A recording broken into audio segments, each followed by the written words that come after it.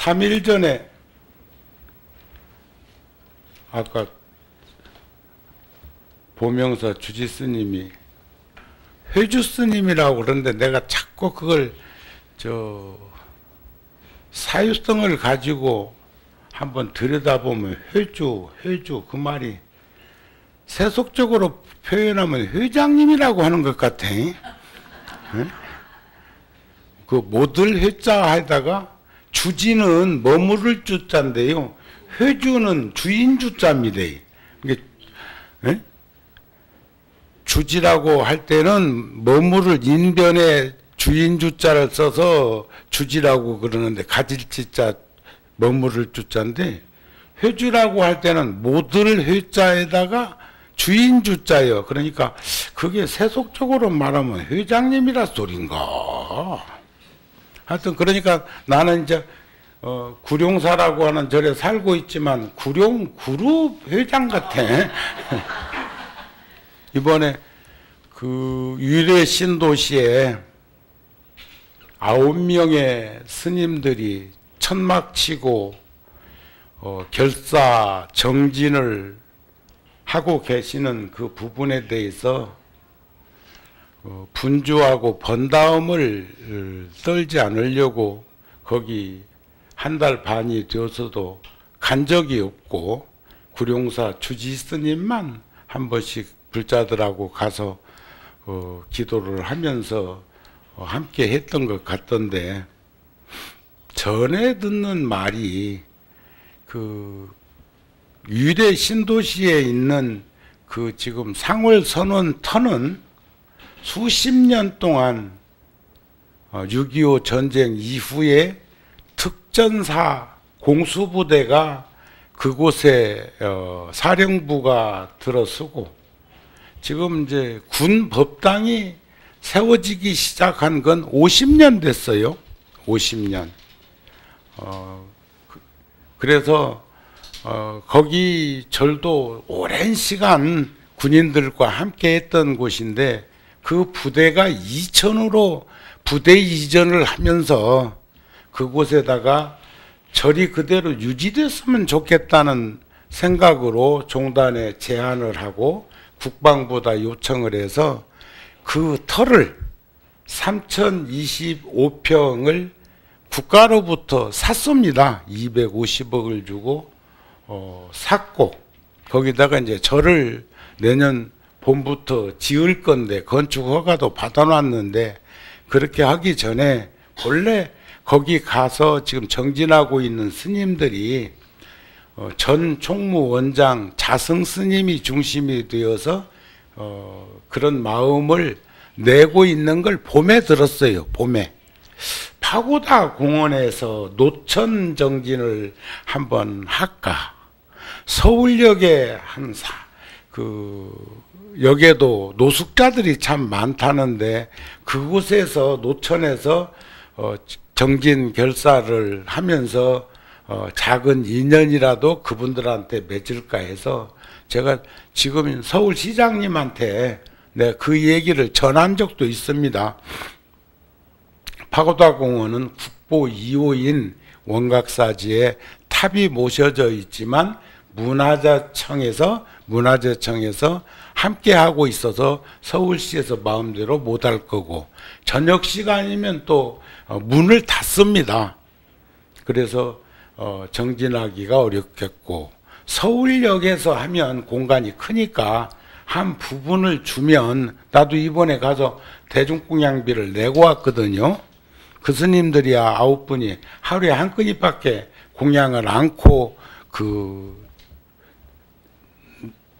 난방 시설도 되어 있지 않는 천막 안에 스티로폼 깔고 지금 그렇게 앉아 계신데 서울역에서 하면 그래도 조금 온도가 낮겠나 싶고 거기에 들어오는 공양금을 노숙자들한테 그렇게 배려를 하면 그게 유지되고 개성되면 두고두고 그런 이들이 안 나타나야 되겠지만 어렵고 힘든 이들과 함께 하지 않겠나 싶어서 그렇게 얘기를 했었는데 생각을 그쪽으로 바꿔가지고 그 위례 신도시 그 특전사 법당 자리에 천막을 치고 한다고 지금 한 달 반 이상 지금 거기에서 정진을 하고 있고 한 달 반이나 남았는데 그 앞에 아파트 단지에서 한 500세대 바로 우리 그러니까 절 지을 땅 담벼락 바로 앞에 있는 건물의 입주자들이 민원을 집어넣고 하남시에다가 건축 허가를 취소하라고 하고 막 그런다는 소리를 전해 들었어요. 그 이유는 땅값이 떨어진다고, 집값이 떨어진다고 그랬다는 거요. 구룡사 같은 경우는 사실 저 주택 한복판에 들어 있어도 전혀 마을하고 그렇게 그 뭐 민원이 발생하거나 그런 것도 아닌데 거기는 땅도 크잖아요. 3,000평이 넘고 남한산성 그 산에 있는 건데 그런데도 그런 말이 들려서 제가 그런 생각이 들더라고요. 집값 떨어지는 것 때문에 걱정되면 집 한다고 허거들랑 막 불교 믿는 이들이 다 하나씩 사버리면 쓰겠다. 사가지고 그 가까이 가서 살면서 절에 댕기면 안 좋겠냐 하는 생각이 들어서 나와 인연 있는 절에 스님들과 불자들이 한번 방문해서 기도라도 한번 그곳에서 하자 해가지고 댕겨왔는데 보명사에서 버스가 2대 나왔어. 자유사에서 2대 나왔다 이가. 고맙고 감사했고 그날 또 딱 여기다가 그냥 보명사 딱 또 저기 표시까지 붙여놓고 다른 절에서는 안 붙이고 왔던데 보명사는 또 다 하나씩 명찰 붙이고 왔더라니까 참 고맙고 감사하고 늘 여러분들을 대할 때마다 기쁩니다. 부처님께서 그런 말씀을 하셨어요. 부처님 세상 만나기 어렵고 바른 법 듣기 어렵고 두려운 마음 일으키기 어렵고 좋은 나라 큰 나라에 태어나기 어렵고 사람 몸 얻기 어렵고 모든 기관이 구족하기 어렵다 하는 그런 말씀이 있는데 여기서 이제 부처님 세상 바른 법, 큰 나라, 사람 몸, 모든 기관, 이건 뭐 그래도 다 이해가 되는 부분인데 두려운 마음 일으키기 어렵다. 이 말은 잘못하면 이해를 잘못할 수가 있을까 봐서 한번 여기다가 토를 달아본다면 우리가 두려워 말라, 겁내지 말라, 무서워 말라. 제가 어제 아래 경북 도지사도 오래 했고 김영삼 대통령 때 성수대교 무너졌을 때 경북 지사 하다가 서울로 차출돼 가지고 와서 서울시장 잠시 하셨던 분이 있어요. 근데 그분이 전공이 이 건축이어갖고 토목이어가지고 성수대교 지을 때 뭐 개장이었다냐 그래가지고 언론에서 막 융단 폭격해가지고 그분이 아마 한 달도 시장 못 오고 결국은 내놨어. 그러면 개장이나 과장이 그 공사판에 가서 들짐진 건 아닐 건데 서울시에 있은 것도 허물이 됩디다. 그랬던 분이 이제 공직을 떠나가지고 다양한 종교를 통해서 마음이 아쉽고 미진하고 부족한 부분들을 메꿔나가면서 좀 더 뭔가 해보고 싶어서 했는데 불교에 이제 귀의를 하게 되었고 그래가지고 이제 요즘 늘 80이 넘은 그런 노인인데도 계속 그렇게 불교 공부를 하면서 노트 정리한 것을 제가 이제 늘 점검을 하면 참 대단한 불교학자가 이렇게 숨어 있구나 하는 생각을 하는 분이 저한테 이번에 딱 한마디로 당신 인생을 이렇게 규결진 말이 있어서 스님, 저는요, 다른 건 모르겠고, 언제 떠나도 떠날 수 있는, 언제 죽어도 죽을 수 있는, 두렵고 겁나고 무서운 생각이 들지 않는 삶의 종착역을 향해서 가고 있습니다. 그런 말을 할 때 무척 기뻤어. 그래서 내가 한마디 거들기를, 나는 아직도 겁나고 무섭고 두려운데 내가 그랬거든. 그랬더니 피식 웃으면서 설마요 그러대. 여러분들은 어떠세요? 두렵고 겁나고 무섭습니까? 잘 살면 본전만 해도, 본전치기만 해도 불교에서는 여러분들이 다시 인간 세상에 태어날 수 있습니다. 본전만 해도, 손해만 안 보면, 손해보면 뭐 축생으로도 갈 수 있고, 아귀로도 갈 수 있고, 아수라로도 갈 수 있고, 지옥으로도 갈 수 있겠지만, 본전치기만 해도, 현상 유지만 해도 우리가 다음 생에 인간으로 태어날 수 있다는 믿음을 가졌으면 좋겠어요. 그렇다면은 그렇게 겁날 거 없잖아요. 뭐 세상은 이렇게 사는 것이 사는 것이고, 젊어 고생은 하는 것이 고생도 아니라며. 그러니까 지금 사는 것도 어찌 보면 재미있는 인생이 될 수도 있다고 생각이 되어진다면 겁내거나 두렵거나 무서워할 것은 없는데, 어째서 우리가 유난스럽게도 겁내고 무섭고 두려워할까? 그건 바로 두려운 마음을 일으키지 못하는 무지댕이가 아니기 때문에 그렇습니다. 인과를 믿고 윤회를 부정하지 않는 이들은 다 자기를 보고 느끼고 알 수가 있어. 다 속여도 자기는 속일 수가 없는 거 아닌가요? 그런 거 아닌가요? 그래서 우리는 인과를 믿고 윤회하는 것을 부정하지 않는 그런 삶의 현장에서 살게 되면 우리가 그래도 일말의 가슴에, 여기서 두렵고 겁나고 무섭다는 게 아니에요. 두려운 마음을 지녔을 때 함부로 살지 않지 않겠습니까? 이런 말씀이 아닐까 싶습니다. 그래서 죽음이 진정 무서워지면, 정말로 무서워진다. 정말이라는 단어는 거의 쓰지 말라고 안 쓰는데 여기는 한번 써야 되겠네. 진정으로, 정말로, 참말로 죽음이 무서워지거들랑. 또 무서워지면, 죽음을 목전에 두면 삶의 진정한 의미를 알게 되는데 때는 늦으리요. 때는 늦으리. 노래도 있어, 그런 노래. 때는 늦으리. 짧은 삶을 볼 수 있으면 어찌 인생이 짧다는 생각을 가지면 어찌 세상을 함부로 살 수 있겠는가? 어떻게 세상을 함부로 살겠는가? 살지 않을 거라는 거예요. 참, 제가요, 엊그저께 소년이었다. 엊그저께. 정우 스님이 요즘 한 1년 전에 통도사에 왔던 초등학생이 지가 출가한다고. 통도사에는 13살짜리가 중학교 안 가고 지가 절에 가서 산다고 해갖고 통도사 와서 사는 스님이 있어. 삼위승이. 그런데 13살인데 벌써 중학교 검정고시는 마쳤어. 지금 이제 중등 교육을 마치는 것을 또 지금 독학으로 또 옆에 있는 스님들이 조금씩 도움을 줘가지고 하니까 강원 졸업하고 대학 간다는 거예요. 응? 절에서 공부. 그런 이들이 통도사에 2~4명 있어. 근데 지금 구룡사에 9살짜리가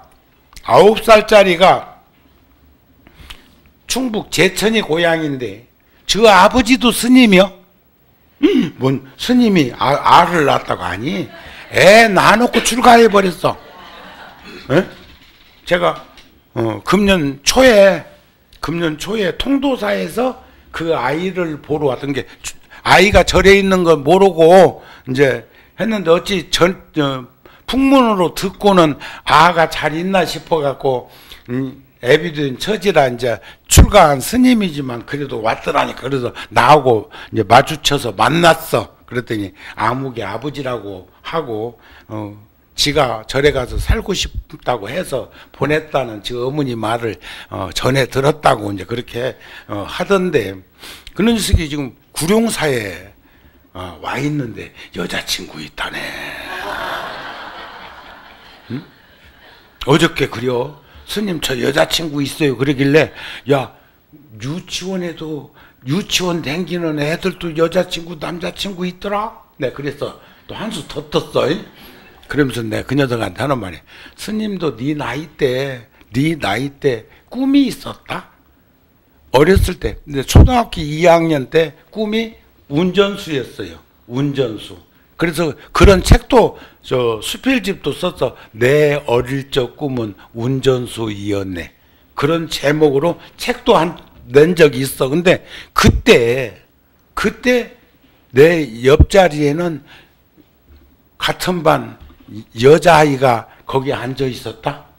그게 9살 때 생각이고 기억이요. 그래서 그 녀석한테 그랬다니까. 스님도 9살 때 여자친구가 옆자리에 앉아 있었으면 하면서 운전수 되겠다는 꿈을 가졌다 그랬더니 이놈이 씩 웃는데, 지맘 내가 한 수 더 위인 줄 알고 그 웃는지 아니면 공감돼서 웃는지는 몰라도 9살짜리가 그러더라니까. 근데 스님은 4학년 때 출가할 마음을 냈고 중학교 다니다가 스스로 스님은 절에 와가지고 스님이 되었는데, 내가 그 녀석한테 또 한마디 거들었어. 마음은 내가 니보다 먼저 냈을란가 모르는데 나는 너보다 절에 온 것은 늦게 왔다. 왜냐하면 네가 내 나이 먹었을 때 네가 더 절에 와 산 날짜가 더 많을 거라는 생각이 들기 때문이다. 이렇게 얘기하니까 알아들었는가는 몰라. 통도사에서 지금 13살짜리한테 한 소리요. 13살짜리한테 내가 초등학교 4학년 때 출가하겠다는 마음을 먹어놓고 중학교 다니다가 스님은 또 가까이에 절에 가면은 집에서 찾으러 올까 봐서 그 어린 나이에 참 멀리도 유출했어. 인생은 꿈이 있어야 하고 희망이 있어야 하고 미래 장래가 보장돼야 된다고 그러는데, 엊그저께 소년이 청년이 되고 장년이 되어서 어느덧 이젠 초로 인생? 저도 12년만 있으면 80이요. 12년만 있으면, 지금 몇 살인가는 잘 기억이 잘 안 나는데 12년만 있으면 80 노인이 돼요. 그러니까 한 50년 지나간 거 순식간이었고 찰나지간이었습니다. 여러분들 시간 잘 안 가세요? 더디어? 지루해? 잘까? 잘까는 그 시간을 우리가 한번 상기해 보면은요, 제가 이제 매년 이때가 되면 달력을 놓고, 카렌다는 다 받으셨어요? 받으셨어요? 1월 달에 무슨 사진이 있습니까? 아직 못 봤어? 잘 그냥 깊이 넣어놨어? 2월 달에는 무지개 사진도 있을 건데, 아직 여기 사진은, 여기 달력이 달력이 어떻게 생겼길래 아무도 모르냐? 안 줬어 아직? 12월 달이라 그래서 그런 거. 아니 그래도 넘겨는 봐야 될 거예요. 그러면 이제 내년부터는 사진 없이 달력을 만들어야 돼. 카렌더 달력 만드는데도 1년에 1억 넘게 들어요.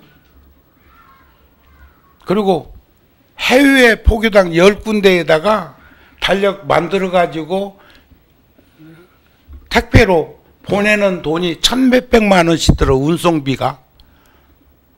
그러면서도 그것을 줄 적에는 그 한 부에 3,000원, 3,000원, 3,000원, 3,000원도 3만 부면 억이다? 지금 종단에서 100만 결집불사를 하는데 하루에 100원씩 모으자고 하는 제안을 했더라고. 나도 어제 아래도 또 전화를 한 통화 했어. ARS. 그거 하면 3,000원씩 뛰어가. 그러면 한 달에 한 번씩만 거기다 전화를 해줘도 나는 하루에 100원씩 모으는 거예요. 또 어저께 방송에서 가나 지역에, 아프리카 지역에 월 3만 원씩 인연 맺자고 하는 전화번호가 뜨던데, 방송 나왔어. 제가 지금 50명 할까 100명 할까 지금 어제 밤새워 고민했어. 그러면 100명을 책임지겠다고 마음을 내면 1년에 그 돈이 3,600만. 한 명이 3만 원 있으면 학교도 다니고 먹고 굶지 않는다고 하는 그런 방송이에요. 그거 아세요? 텔레비전 보다 보면 나오잖아요. 나눕시다 해가지고. 그런데도 좀 동참해야 돼요. 우리도 얼마나 가난하고 어렵고 힘든 그런 시절이 많이 있었습니까? 참 대한민국은 굉장한 나라이기는 한데 그냥 우리가 우리 어렸을 때만 해도 옥수수 깡냉이, 그 다음에 분유, 그 다음에 옷, 별것 다 우리 어렸을 때만 해도 얻어 입었다고요. 얻어 먹었다고요. 그게 60년대 70년대 저 군에 갔을 때만 해도요, 겨울 빼놓고는 반찬은 전무했어요. 국왕 그릇에 밥 한 그릇. 그런 시절도 있었는데 요즘 군에 가보면 삼시세끼 그냥 반찬이 그냥, 우리 군에 갔을 적에는 34개월 보름이나 했어. 근데 어제 아래 군대 갔다 제대했다고 온 청년이 인사를 덧주기 하고는 나도 들은 소리가 있으니까 21개월이냐 18개월이냐 얼마 하고 왔냐 했더니 20개월 하고 왔다고 하더라고. 벌써 한 달 또 줄었어. 근데 1년 반으로 또 이제 줄어든다고 그러는데 나는 그 사람들로 보면 따블이야, 따블. 장기 복무도 아니었는데 그런 시절을 겪으면서 우리는 여기까지 왔으니까 이제는 뭔가 주변을 살피는 그런 우리들로 돌아서야 되지 않겠습니까? 하는 마음이 들어서 하는 소리예요. 이해가 되셨어요? 그래 나는 아마 오늘 이렇게 내가 오늘 던지는 걸 보니까 100명은 책임지겠네. 100명은. 100명만 하면 그러면 한 달에 300만 원씩 어떤 식으로든지 그 단체에다가 전하면 돼. 근데 그것도 더 줄이면 하루에 10만 원씩 감당해야 되는 거예요. 그런 것처럼 100만 명이 100원씩만 하루에 모아도 100만 명이 100원이면요 1억이요. 1억. 만이면 1억인 것처럼 100만 명이 100원씩 모아도 1억이에요. 그러면 종단에 365억이 1년에 모이는 거예요. 이해가 되세요? 우리가 모을 것이냐 흐트러뜨릴 것이냐 이런 것들이 계산법에서 잘 들여다볼 수 있었으면 좋겠습니다. 10,000명이 10,000원씩을 모아서 소중한 인연을 맺자고 하면 거대한 큰 에너지의 돈이 되는데 1억을 10,000명한테 쪼개서 준다고 생각하면 10,000원밖에 안 되는 거예요. 10,000원 갖고 어디 쓸 데 있어? 그러나 10,000원도 모으면 그런 것처럼 3,000원, 30,000원, 10,000원, 1,000원, 100원. 하지만 하루에 100원도요? 한 달이, 아니, 1년이면 36만 5천 원. 하루에 1,000원이면요, 모으면, 좋은 데 쓰면 36만 5천 원. 10,000원이면요, 365만 원. 10만 원이면 3,650만 원. 그러니까 그런 돈을 그렇게 쉽게 쓰고 모으는 거 쉽지 않은 현실 속에서 내가 꿈 같은 얘기를 하는지는 모르겠어. 그러나 우리는 이제 가난한 그 시절을 상기하면서 잊어버리지 말아야 할 일들이 그런 것이 아닐까 싶은 마음이 듭니다. 이해가 되세요? 그래서 욕심이 없는 사람에게는 마음의 고통과 괴로움이 존재하지 않는다. 없다. 고통과 괴로움을 겪는 건 결국 욕심 때문에 그렇다는 거예요. 늘 말씀드리지만 화 잘 내고 짜증 잘 내고 신경질 잘 부리는 사람을 진단해 보면 욕심이 많은 것만큼 화를 내. 어리석은 것만큼 화를 내. 나도 화를 잘 내는 편이요. 그런데 오래 가지는 않아. 예? 여러분들은 어떠세요? 진단해봐. 화를 잘 내나 짜증을 잘 내나 신경질을 잘 부리나? 예? 그런데 1년이라고 하는 시간 금방 엊그저께 달력 만들어서 배포한 것 같은데 또 10월 달만 되면 다 내년 달력을 준비해야 하는 것이 만만치가 않아요. 매달 한 달에 한 편 잡지에다가 글을 쓰는 것도 30년 동안 대필 안 시키고 한 곳에다가 계속 쓰는 것도 써다 보니까 내가 이제 여기서 하나 발견한 게 있어. 절대로 앞에 썼던 걸 떠올리면 그 다음 달 글 못 써. 저번 달에 뭘 썼지? 그 저번 달에는 뭐 썼고. 그러면 30년 글을 썼으면 30년 거 다 떠올리면은 떠오르지 않는 글을 써야 될 거 아니야. 그런데 쓰고 난 다음에는 잊어버리는 거예요. 읽는 사람 몫으로 돌려주는 거예요. 그러니까 그래도 근근히 한 달에 한 편씩 글 쓰는 것도 그게 만만치 않거든요. 그런데 되돌아서면 글 써야 돼. 그러니 신문 기자나 저 방송하는 이들이나 또 칼럼 쓰는 이들은 참 그게 업이라 어쩔 수 없이 하기는 하는 것인가 몰라도 근데 그분들한테 물어봐. 그렇게 쉽게 글을 쓰냐고. 아니 마지막 시간이 되어서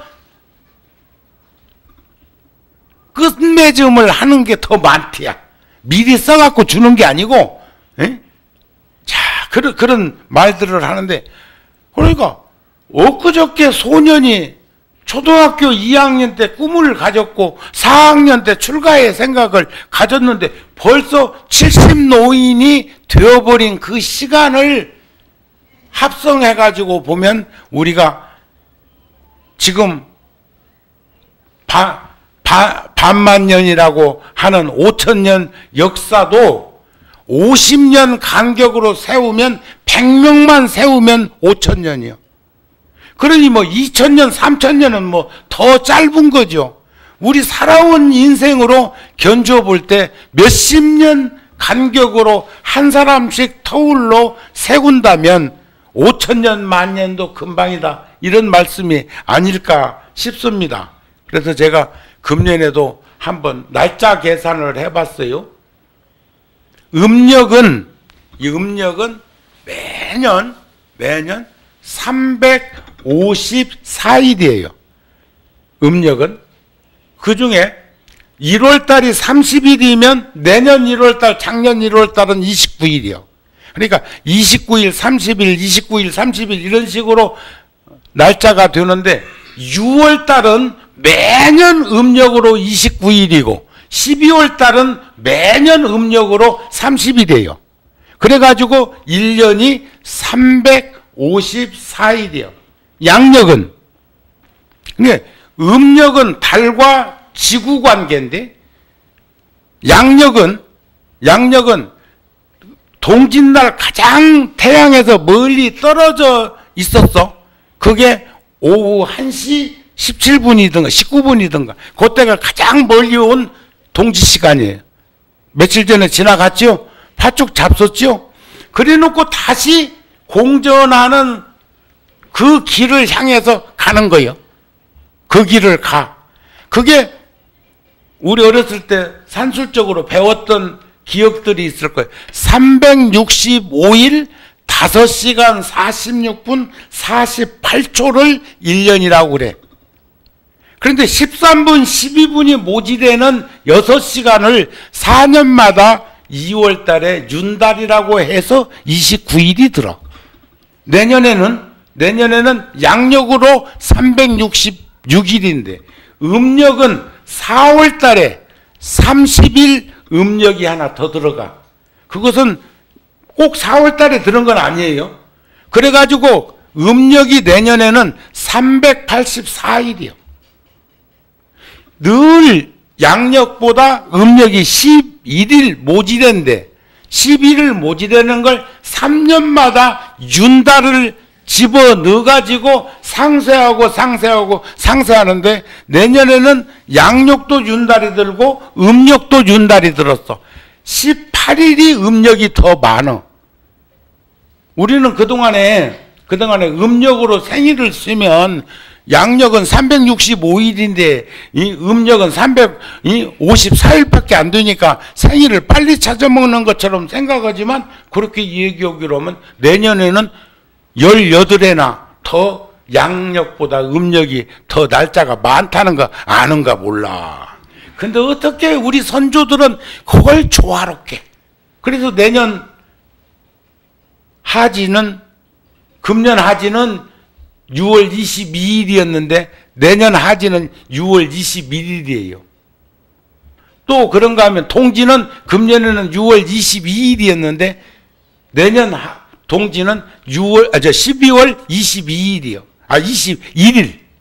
거기 보름 간격으로 하면 360일인데 365일이 있으니까 요놈이 왔다 갔다 땡겼다 늘려졌다 이렇게 몇 시간씩 하는 것을 어떻게 그렇게 천체학자들처럼 과거에 우리 선조들이 말이요 뭘로 측량해 가지고 그렇게 이렇게도 정확하게 이 얘기들을 하고 있는가. 나는 내가 이 얘기하면서도 신기해.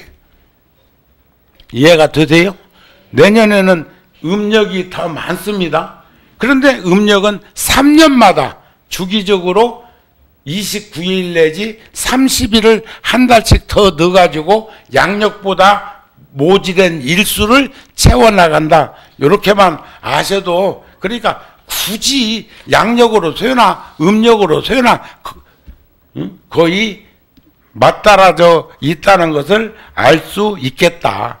그러면 이 본명사 불자들도 다 바쁜 이들이기는 한데 부처님 당시부터 출가 수행자들과 달리 우리는 내 절에서 살고 있잖아요. 달리 여러 분들은 부처님 가르침을 일상적인 생활 속에서 그렇게 접하기가 쉽지 않은 멀리 떨어져 있는 곳에서 지내기가 다반사고, 생업에 종사하면서 가족을 부양하면서 주변에 닥쳐오는 갖가지 일들을 되돌아보는 것이 그렇게 쉽지 않습니다.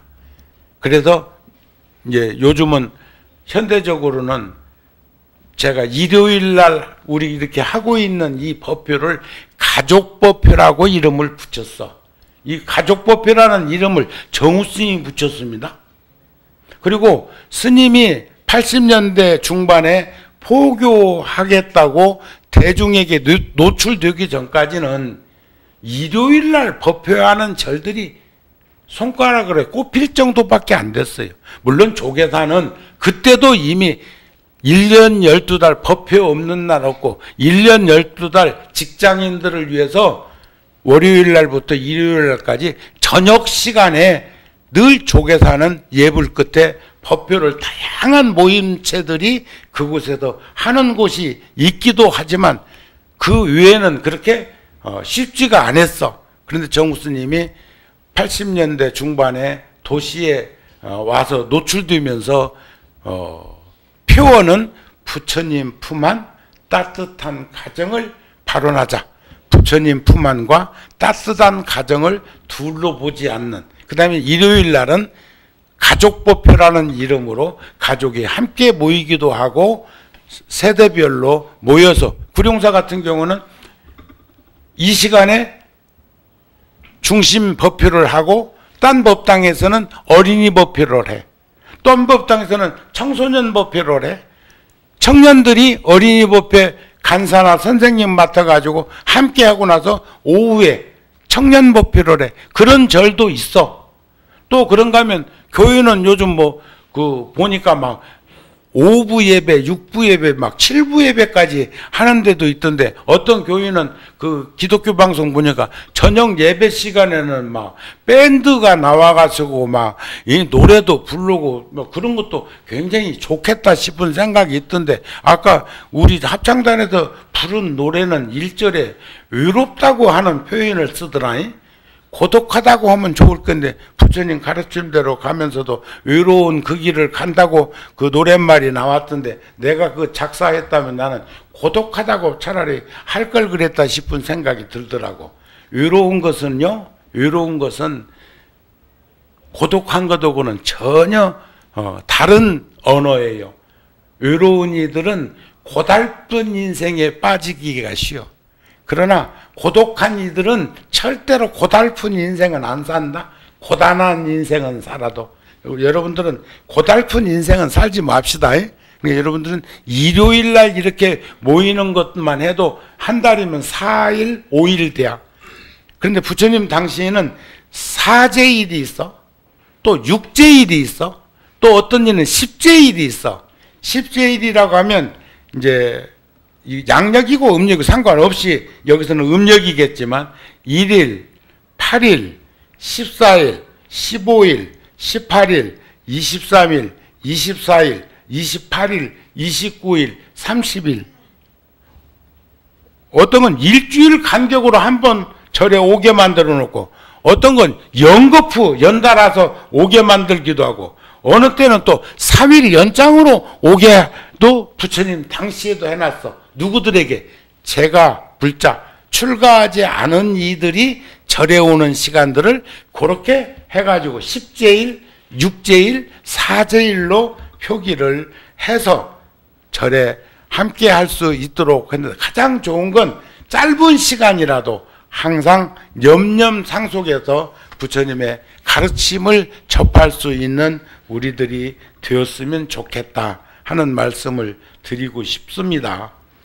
선가구감에도 우리들한테 그런 서산대사가 하신 말씀이, 출가해서 수행자가 되는 것이 어찌 작은 일이랴.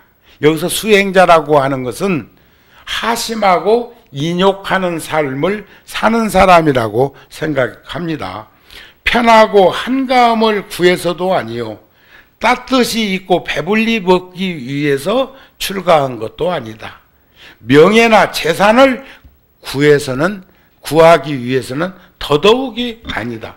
오로지 나고 죽는 생사의 괴로움에서 벗어나려는 것이며, 번뇌의 속박, 번뇌는 탐욕과 썩냄과 어리석으며 번뇌의 속박을 끊으려는 것이다.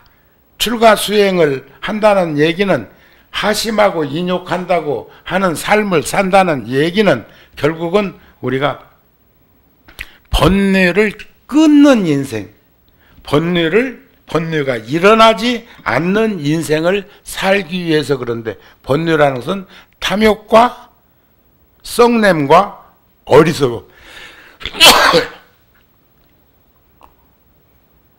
여기로부터 자유로워지기 위해서, 그 속박을 끊기 위해서 수행자가 된 것이다. 그런 얘기입니다. 제가 어제 아래도 유래 신도시가 갖고 참 냉골에 천막에서 정진하고 있는 스님들한테 전해줄 수 있는 말이 무슨 위로가 되겠습니까? 그래서 9명의 스님들 이름을 제가 큰 소리로 한 사람씩 호명하고, 거기 500~600명이 넘는 그 우리만 해도 벌써 버스가 10대 갔고 우리만 해도 승용차로 뭐 구룡사에서 그렇게 멀지 않은 곳이니까 335 짝져가지고 거기 왔던 이들이 큰 박수로 스님들에게 힘을 이렇게 전해드리고 싶어가지고 그랬었는데 그때 제가 그런 말을 했어요. 그 햄릿에 나오는 말을 하나 전해드렸어. 수행이란 무엇인가? 깨달음의 완성이다. 그것은 죽음의 가치를 진정한 삶의 가치로 전환시키려는 노력이다. 어쩌면 처철한 노력일 수도 있는 거죠. 부처님의 지혜를 이으려는 것, 열애의 종성이 끊어지지 않도록 하기 위해서 우리는 출가자의 길을 걷고 보리심을 여의지 않는 것이다. 그리고 고통받는 중생들을 구제, 건지기 위해서 우리는 수행자의 길을 걷는 것이다. 그래서 우리는 위로는 상구보리하고 깨달음을 이루고자 하고 아래로는 더불어 함께 살아갈 수 있는 인연을 짓는 것, 관심과 배려 속에서 친절한 어울림을 가지면서 살고자 하는 것, 그렇게 하기 위해서는 우리는 착하게 살려고 노력하고 연민심을 지니고 감싸 안아야 하고 너그러운 마음으로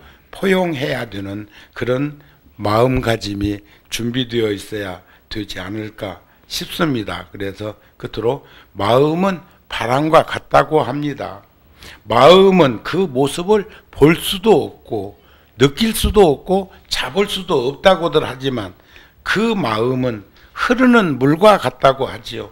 마음은 머무르는 일 없이 머무른다고 하는데 그것은 이내 사라져버리고 사라져버리는 그 마음을 우리는 놓치지 말고 한결같은 마음으로 항상 우리가 살아갈 수 있는 그런 중심의 공성을 지녔으면 좋겠다는 말씀을 전하면서 오늘 법회를 마치려고 합니다.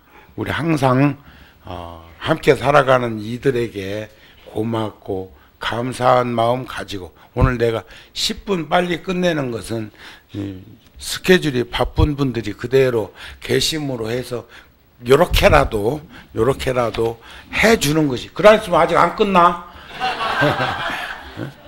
그것이 배려고 관심이고 어울림 아닐까 싶은 마음이 드네요. 그래서 내년에는 우리 선행 친절합시다.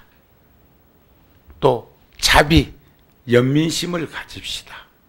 포용, 너그러운 마음으로 함께 더불어 어울림을 가집시다 하는 말씀으로 오늘 시간 마치겠습니다. 고맙습니다. 성불하세요.